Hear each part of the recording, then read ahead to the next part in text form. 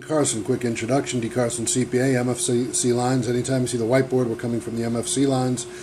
Simple, straightforward presentation. I'll let you know a few things about where we can help. We haven't talked much about the individual and family lines or the relevance to wealth management. Our relevance is coming from the wealth management industry with strong lines in individual and family accounting and the ability to use the accounting and tax lines to help you strengthen your position on some of life's objectives to maximize the value of dollar in your financials. To maximize the value of wealth in your financials to help build lines. Now, we don't deal with investments. What we deal with is accounting and tax basis awareness that can help you improve in your financials. That makes a smart line to connect with wealth managers and to be an intermediary that can help you to look at fees and different things and make sure that your risks and returns are mapping out to a good fee structure and to be more actively aware of how fees are affecting your portfolio and what other needs. We're looking at an individual, man or woman, in this case exchanging the value of services to an office environment. This is a W-2 environment where they're getting dollar remuneration back. There's also another model where it could be the man or the woman working with a business, and the business has more available resource lines for individual, family, and wealth management. And this represents a critical challenge because the economy now, many contractors and people that work project work are being forced into a W-2 direction, and what that is doing is taking away from them certain wealth management opportunities, the opportunity to have capital for reinvestment. So we're kind of trying to help in the awareness lines that contractors are contractors, they're not W-2 employees. That's a hidden tax, and it's a hidden tax that robs contractors of the opportunity to build wealth and work with management cycles to optimize the value of capital they have to self-finance for growth. So it's critical that as employment agencies are saying everyone has to be a W-2 in the intermediary, know that that's hurting small business, that's hurting growth in the economy, and we're reaching out to the policy lines to let people know that a hidden cost of the forced W-2 lines in contracting is that it's going to hurt growth. A lot of bootstrap businesses in a W-2 position will have a lesser degree of capital. They are denied of the reasonable access to self-funded retirement plans and things of that nature, and that's net not very fair in the economy and financials, but that's life in the big world. One of the points where we meet in policy, and hopefully we can all talk a little bit more about what's equitable and what's not equitable. All right, back to the line. So hopefully you're not in that position. If you're in that position where you're forced in the W-2, reach out to us, connect with us. It's something that we're also concerned about. We'd like to look at the lines and at least help get the message out that it's not fair to small businesses that are bootstrapping, doing things like that. Okay, if you're in a standard W-2 position, and let's talk about your wealth management. Let's talk about a number of things. You go to an office, you exchange the value of your services and skills. In return, you get payroll, you get benefits, which would be health and transportation potentially, and other lines of benefits. You get insurance, which again would be health insurance. You might have disability insurance. You could have long or short-term disability, life insurance, term or whole. We don't sell those things, but it's the awareness of those things as points where your money can go that's helpful when we look at the accounting and tax side.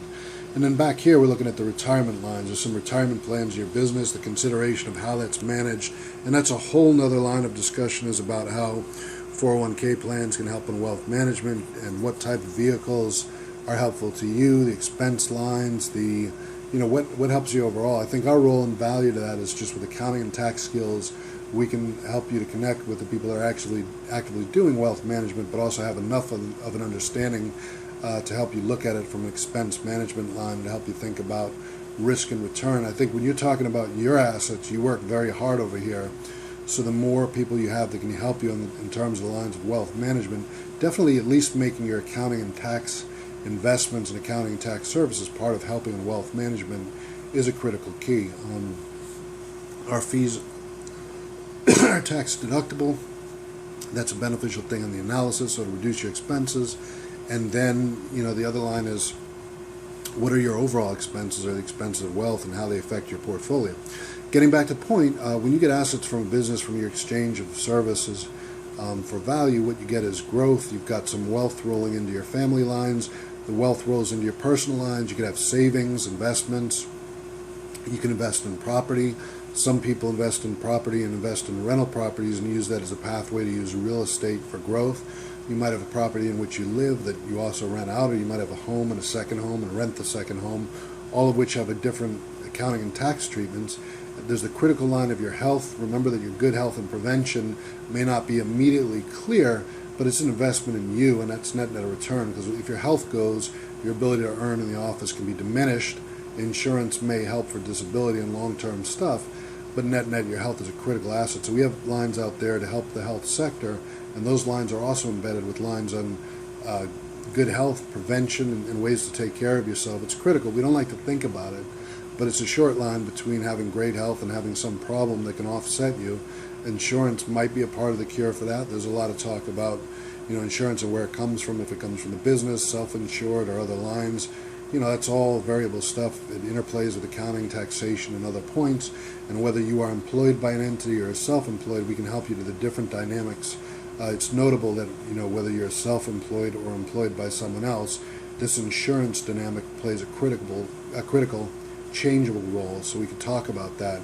You'd have to approach us, and we'll talk more about that in relation to if you're a business owner, what it means, and what's happening there.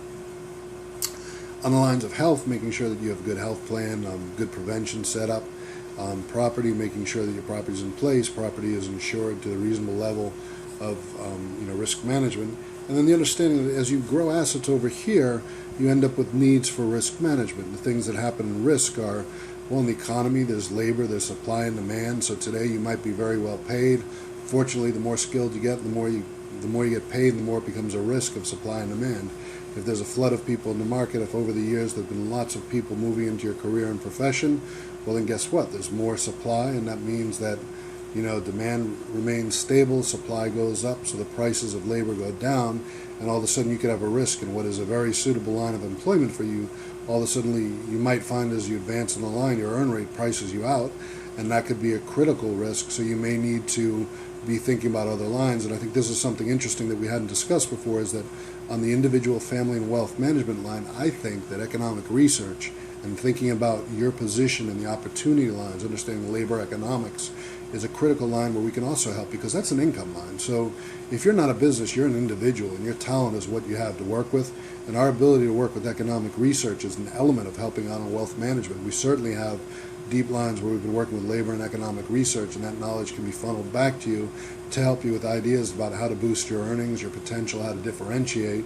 Remember that our lines, DCarsonCPA, also have PRTC lines, so if you hit a stump in the economy and financials, we can help on the communications and boost cycle to get your profile out there. What I would recommend is, as you hit a problem or as you're transitioning or shifting, you reach out to us, and potentially what we can help you to do is boost your communication, boost your awareness. And I think strategic points where people work together is really critical in the economy. These are challenging times. It's hard to get the message out that you can help with strong skills, but as you do so, building ecosystems where people work together is really what works. Everything in the economy is teamwork, and the teamwork here is that if I know that you're a client of mine, that we work with wealth and taxation stuff, and you have a need for awareness because you're going out for a new opportunity or something like that, perhaps we can help to get you out there in the communication cycle. And specifically the PRTC lines for executives, for people that are interested in investing in their career that way, our communications lines can help them fact-based awareness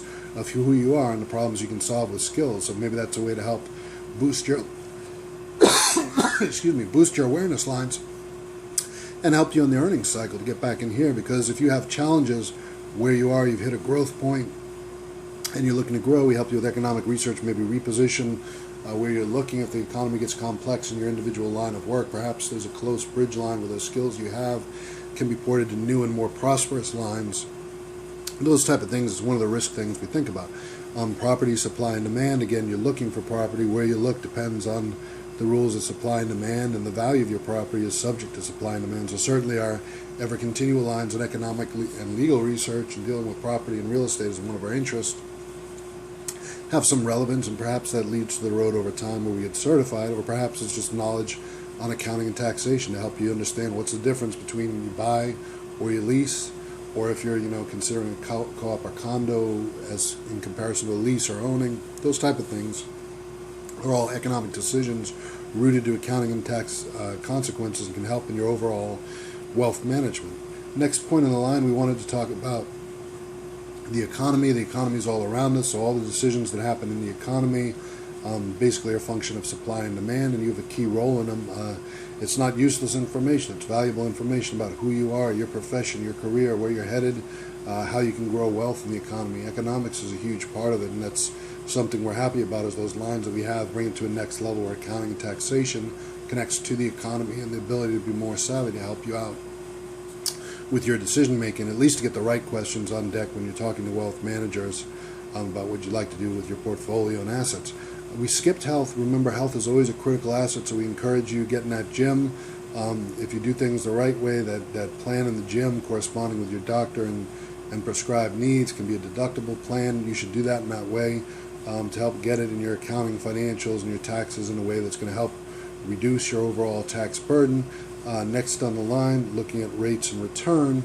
There's a risk. You've grown wealth, so now you want to find rates of return. Hidden in rates is the issue of the economy and inflation defeats the value of returns because, depends on what the rate of inflation is. If you have a 10% rate of inflation, you have a 5% rate of return, then you're losing money. And then if you add into that, fees, well, how are those fees affecting you?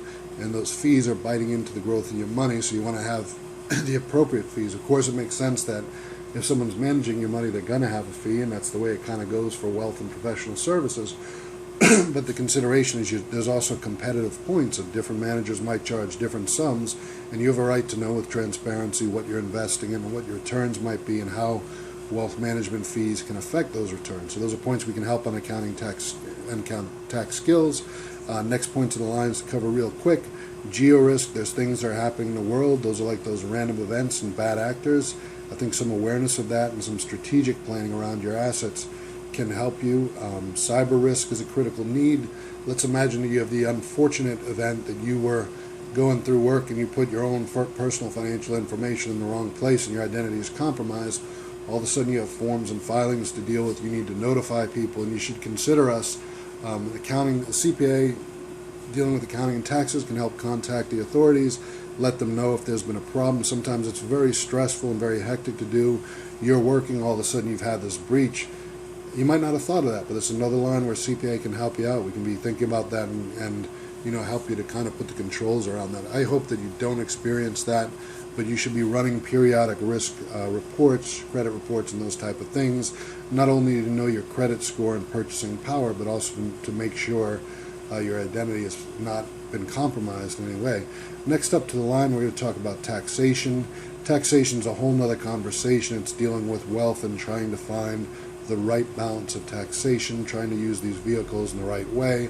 If you're a business owner, it's understanding how does your money come through, how is it taxed, what available retirement options do you have, and things like that. And then down on the last line, this is a policy line. You can't see it because of the light, but what we're going to say here is that everyone runs through every day. We think about this. We know the conversation we're going to have is I paid too much in taxes. I don't want to pay that much. You should be paying just the right amount. You should be paying what the lines say that is your correct taxation payment due to eligible deductions and credits.